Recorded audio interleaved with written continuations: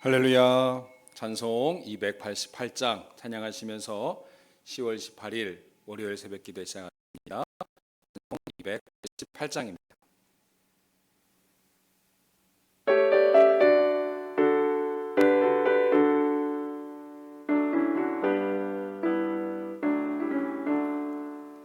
예수를 나의 구주 삼고 성령과 피로써 거듭나니 이 세상에서 내 영혼이 하늘의 영광 누리도다.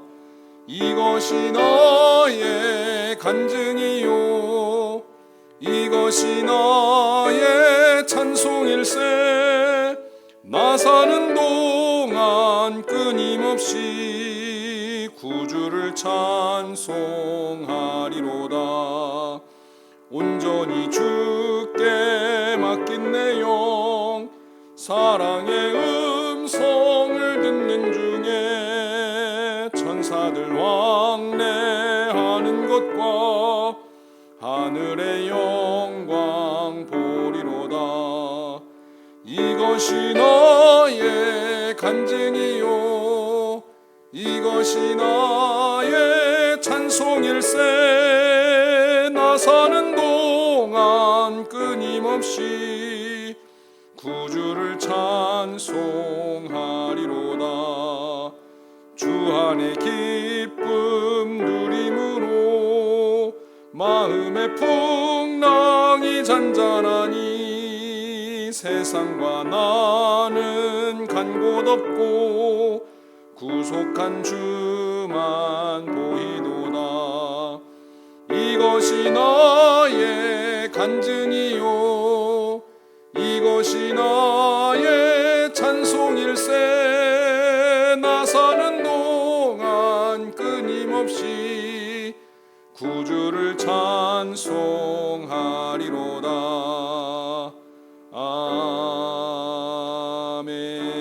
아멘.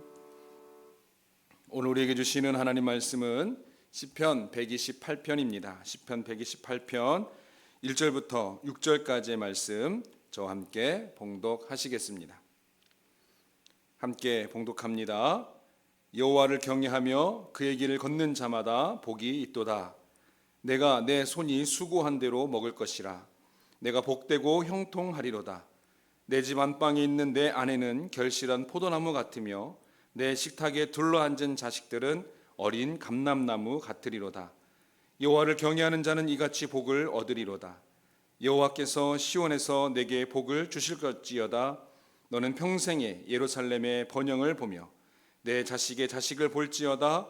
이스라엘에게 평강이 있을지로다. 아멘.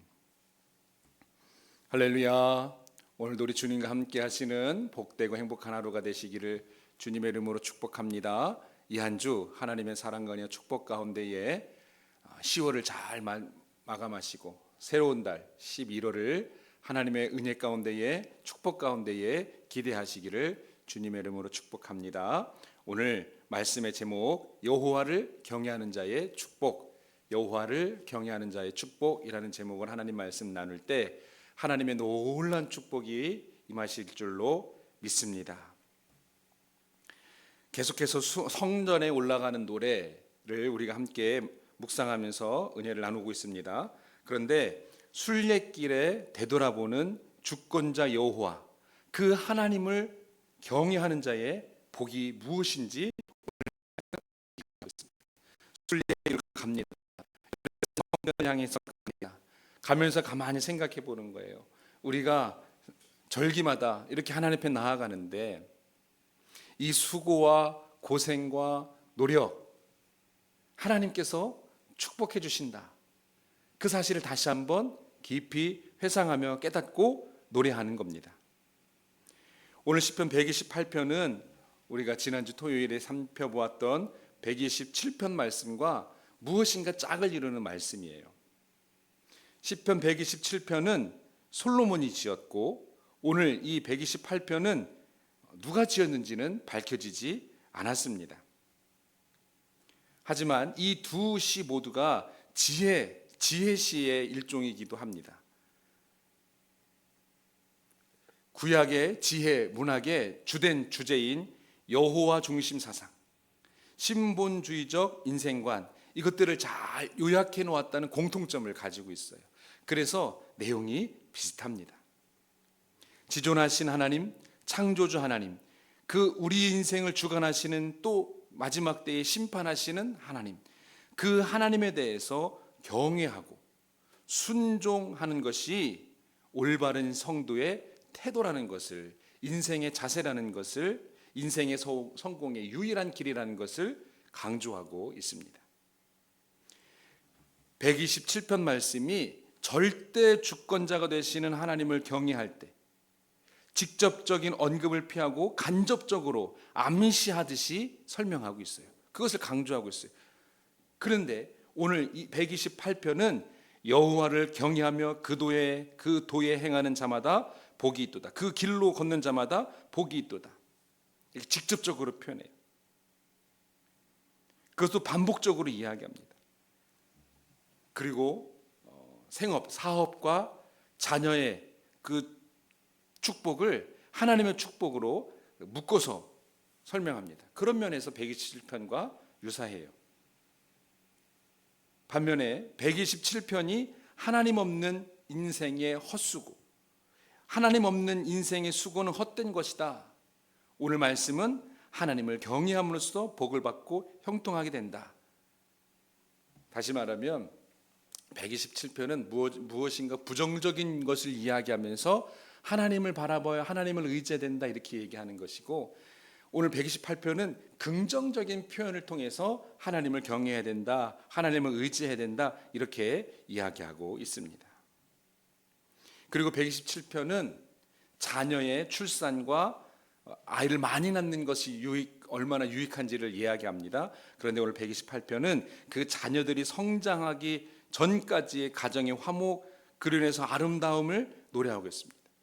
식탁에 둘러앉아서 막 이야기하면서 밥을 먹는 그런 모습들을 이야기하고 있지요. 그런데 그 이야기가 무엇으로 이어지는가? 그 모든 가정의 축복은 어디서 오는가? 시온에서 온다는 거예요. 하나님의 거룩한 산에서 온다는 거예요. 다시 말하면 하나님의 임재 가운데서, 하나님을 경외한 데서 온다고 이야기하고 있는 것입니다. 오늘 말씀을 통해서 우리가 함께 살펴보고 기도의 제목을 삼아 기도하기를 원합니다. 첫째로, 하나님을 경외하는 신앙이 복된 가정을 세우는 원리입니다.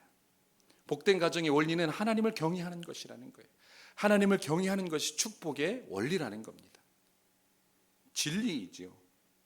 오늘 1절 말씀 보면 뭐라고 했습니까? 여호와를 경외하며 그의 길을 걷는 자마다 복이 있도다. 그렇게 이야기합니다. 축복받는 가정이 되기 위한 영적 비결은 뭐냐? 하나님을 경외하는 것입니다. 이스라엘 민족의 최고의 지혜시 뭐가 있죠? 잠언이지요. 그 잠언에도 보면 1장 7절에서 우리가 잘 아는 말씀입니다. 여호와를 경외하는 것이 지식의 근본이다. 이렇게 이야기합니다. 또 모세는 뭐라고 그랬냐면 신명기 10장 12절에 이스라엘아, 내 하나님 여호와께서 내게 요구하시는 것이 무엇이냐라고 물었어요. 하나님이 너희들에게 요구하는 것이 무엇이냐라고 묻고 스스로 답하기를 하나님 여호와를 경외하여 그 모든 길로 행하고 그를 사랑하며 마음을 다하고 성품을 다하여 하나님 여호와를 섬기는 것이다. 이렇게 이야기하고 있어요.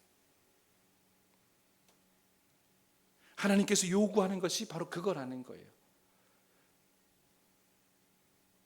하나님을 사랑하고 마음을 다하고 성품을 다하여서 하나님을 섬기는 것이 하나님께서 우리에게 요구하시는 거예요. 그것이 축복의 지름길이라는 겁니다.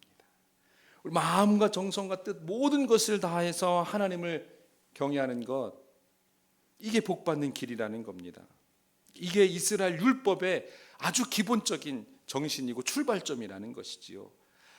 축복받는 가정을 세우기 위한 첫 번째 비결, 그것은 바로 하나님을 경외하는 것이라고 말씀하고 있습니다. 그것이 또한 승리의 원리, 승리의 원칙이기도 하죠. 성공을 위해서도 그에 합당한 원칙이 있습니다. 아무리 뛰어난 사람이라고 할지라도 그 원칙을 무시하고는 결코 자신이 원하는 것을 성취할 수가 없습니다. 하물며 하나님께서 다스리시는 이 세상에서 가장 중요한 원칙, 그것을 알지 못하고 무시한다고 하면 축복과 형통을 누릴 수가 없다는 거예요. 우리 가정이, 우리 개인뿐만 아니라 우리 가정이, 우리 교회가 축복이나 형통하고 싶다면 무엇보다도 하나님을 경외해야 된다는 거예요. 우리 모든 것을 다해서 하나님을 사랑해야 된다는 겁니다. 이 원칙이 무너지면 모든 것이 다 무너진다는 거예요. 이 원칙이 가장 중요한 기초라는 거죠. 기초가 무너지면 아무리 화려하고 아무리 잘 쌓았다고 해도 무너질 수밖에 없다는 겁니다. 외적인 환경과 조건이 우리의 가정을 지탱해주는 축복이 될 수는 없습니다. 오직 하나님, 오직 하나님을 사랑하는 것, 오직 하나님께 순종하는 것, 그때에 하나님의 축복이 임하게 되는 것이죠. 그것을 기초로 해서 모든 일이 형통하게 되는 거예요. 하나님 경외하기를, 하나님 사랑하기를 배우는 가정이 될 때 진정한 축복이 임하는 것이지요. 오늘 저 여러분의 가정이 하나님을 사랑하는 가정 되시기를 주님의 이름으로 축복합니다. 하나님을 경외하는 가정이 되시기를 주님의 이름으로 축복합니다. 하나님이 주인이 되시고 하나님이 호주가 되시는 가정, 그래서 모든 것이 하나님의 선하신 뜻에 의해서 이끄심을 받는 가정, 그런 축복의 가정이 다 되실 줄로 믿습니다. 두 번째로는 성도는 가정의 구심점을 신앙적 삶에 둔다는 겁니다. 성도는 가정의 구심점을 신앙적 삶에 두어야 한다는 거예요. 모든 초점이 신앙으로 이루어진다는 거예요. 모든 초점이 하나님 중심이어야 된다는 겁니다. 무엇을 결정할 때 제일 먼저 물어야 될 것이 무엇입니까? 하나님의 뜻은 무엇일까? 이거를 물어야 된다는 거예요. 그 가정이 복된 가정이라는 거예요. 성도의 가정은 바로 그와 같다는 겁니다. 이스라엘 백성들이 출애굽을 할 때 지파별로 모여서 움직였습니다. 그런데 하나님께서 동서남북 그 네 방향에서 세 개 지파씩 묶었어요. 동의 세 지파, 남의 세 지파, 북의 세 지파, 또 서의 세 지파, 이렇게 세 지파씩 묶었어요. 그럼 4, 3, 10, 12지파잖아요. 그리고 그 가운데의 레위 지파가 성물을 가지고 움직였습니다. 쭉 가다가 그리고 멈춰 섰어요. 그러면 이제 성막을 다시 짓잖아요. 그러면 또 사방에 또 세 지파씩 모여서 거기다가 했습니다. 무엇을 의미할까요? 제일 먼저 앞서가는 것, 제일 먼저 앞에 있는 것, 그것을 바라보고 따라가는 것, 그거 같잖아요. 그런데 그게 아니라는 거예요. 중심에 두고 간다요. 중심에 두고. 하나님을 중심에 두고 가는 거예요. 하나님을 중심에 두고 간다는 것은 내 삶의 모든 것은 하나님으로부터, 하나님에 의해서, 하나님을 위해서. 그러니까 항상 중심에 있어요. 성도의 삶이 이렇게 신앙 중심이 되어야 한다는 겁니다. 5절 말씀 보면 여호와께서 시온에서 내게 복을 주실지어다, 이렇게 얘기합니다. 그러면서 너는 평생에 예루살렘의 번영을 보며 그랬어요. 그러니까 삶의 중심이 시온이라고 한다면, 다시 말하면 삶의 중심이 하나님의 임재라고 한다면 항상 축복을 보게 된다는 겁니다. 시온은 하나님의 성전이 있는 산을 이야기합니다. 하나님의 임재의 상징적인 곳이죠. 하나님이 거기에만 계신다 이런 뜻이 아니라 하나님의 임재를 상징하는 거예요. 우리가 십자가는 그냥 나무죠. 그러나 십자가를 바라보는 건 뭡니까? 그리스도를 상징하기 때문이죠. 그리스도의 십자가 사랑을 상징하기 때문에 십자가를 귀하게 보는 거예요. 마치 그와 같은 겁니다. 시온은 그런 거예요. 그러니까 시온을 중심으로 살아가는 것, 다시 말하면 하나님의 임재를 중심으로 살아가는 것, 그러면 하나님께서 그 가정에 복을 허락해 주신다는 거예요. 자, 보세요. 시온이 어떤 곳입니까? 창세기 22장에서부터 시작해요. 창세기 22장은 어떤 사건이 있지요? 아브라함이 이삭을 제물로 바치려고 했던 산, 모리아산, 바로 그곳이 시온입니다.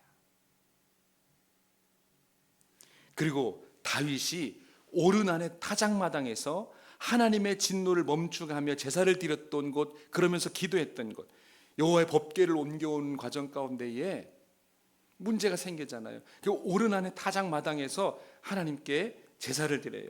거기서 기도를 해요. 그 오르난의 타작마당, 거기가 바로 시온입니다. 거기가 바로 예루살렘이에요. 그 솔로몬에 의해서 바로 그곳에 성전이 건축되어진 것입니다. 그러니까 시온은 항상 하나님의 임재가 있었고, 하나님을 바라보는 역사가 있었고, 하나님의 음성을 듣는 곳, 그것을 상징하는 곳이에요. 그러니까 그것을 바라본다는 것은 내 삶의 중심에, 내 삶의 모든 것은 하나님 중심이라는 것이죠. 하나님에 의해서 이끌려 간다는 것입니다. 우리 가정이 이렇게 그 중심에 하나님이 있어서 온 가족이 둘러 모였을 때에 하나님이 그 가운데 계신 가정, 무엇을 이야기해도 무엇을 결정해도 하나님이 어떻게 생각하실까? 그런 책도 있잖아요. 예수님이라면 어떻게 하실까? 그런 제목의 책도 있습니다. 그런 가정에 하나님의 축복이 임하게 되는 것입니다. 가정이 심각한 경제적 위기 가운데 있다거나 수많은 문제들로 큰 위기를 처해 있다 할지라도 그것만으로 우리 가정은 결코 무너지지 않습니다. 우리 안에 하나님을 믿는 믿음, 거룩한 소망, 그것이 구심점이 된다면 어떤 위기, 어떤 고난에도 하나님의 복을 받아 누리는 가정이 됩니다. 회복의 축복을 얻게 됩니다. 우리 가정의 진정한 구심점은 무엇입니까?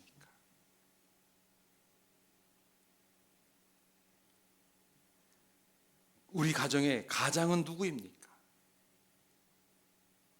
누구에 의해서 돌아가고 있습니까?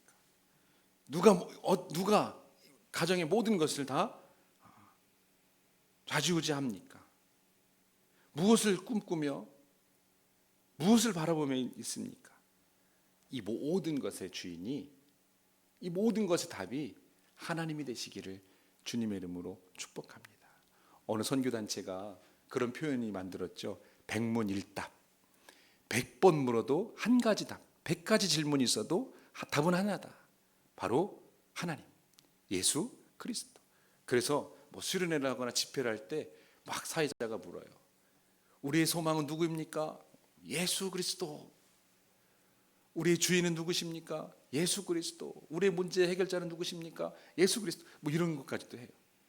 우리 가정이 바로 그와 같아야 된다는 겁니다. 하나님이 모든 가정의 중심이 되시기를 주님의 이름으로 축복합니다. 하나님께서 기뻐하실 줄로 믿습니다.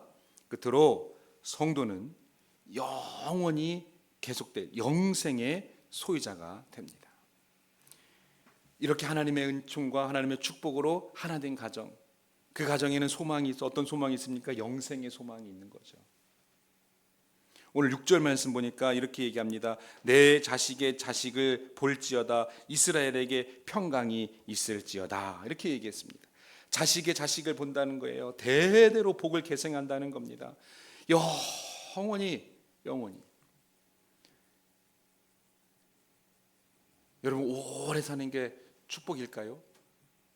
오래 사는 거 축복이죠. 장수가 복이잖아요. 그런데 어떻게 오래 사느냐도 참 중요하지 않겠어요? 자식의 자식을 볼 때 자식의 자식이 계속 하나님의 축복을 누리며 살아간다고 한다면 그 얼마나 복된 삶입니까? 성도에게는 영원히 계속된 영생을 소유한 자들이기 때문에 그 영생은 그냥 오래 사는 것이 아니라 하나님의 인도하심과 하나님의 선하신 계획 가운데에 살아가는 거죠. 모습이 어떻든지 간에 그게 중요한 것이 아니라 하나님의 축복이 있느냐 없느냐라는 것이죠. 저 여러분에게는 모든 가족이, 모든 영혼들이 자식의 자식을 보면서 하나님께서 우리를 이렇게 축복하셨구나 깨닫게 되는 그런 놀라운 가정들이 다 되시기를 주님의 이름으로 축복합니다. 하나님의 사랑과 하나님의 놀라운 축복이 우리 가정마다 다 함께 하셔서 온 가족이 하나님의 임재를 바라보며 하나님께 함께 예배하고 모든 것을 하나님 중심으로 생각하고 하나님 중심으로 이루어가고 하나님의 중심으로 움직이고, 그래서 영원한 축복, 영원한 생명을 소유한 가정 되어서 자녀들이 계속해서 복을 받게 되고 또 그 자녀의 자녀들까지 계속해서 복을 받는 것을 내가 바라보며 감사할 수 있는 그런 축복된 삶이 되시기를 주님의 이름으로 축복합니다. 기도하겠습니다. 하나님 감사합니다. 오늘도 우리를 통하여서 말씀 가운데 있게 하시고 하나님 중심으로 하나님 바라보며 살아갈 수 있는 하루가 되게 하시니 주님 감사합니다.